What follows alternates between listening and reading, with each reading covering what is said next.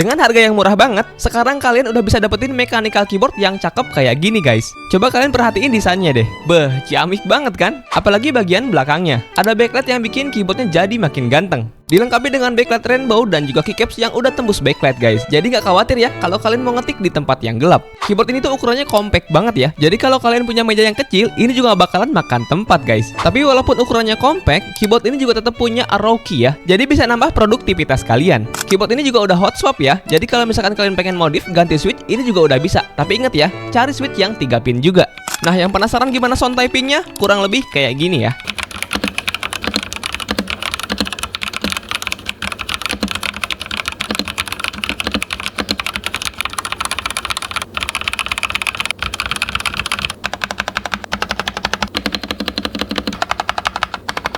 Di bagian belakang keyboard ini juga ada 2 level pengatur ketinggian. Jadi enak banget nih buat menyesuaikan dengan posisi ngetik kalian guys. Bisa kalian atur datar kayak gini, mau agak miring atau miring banget juga bisa. Dan untuk koneksinya, keyboard ini menggunakan kabel Type-C yang udah kalian dapat di paket pembeliannya juga. Nah, jadi kalian yang tertarik sama keyboardnya, langsung check out aja di keranjang di bawah guys. Sekian dari gua, thank you dan jangan lupa follow ya.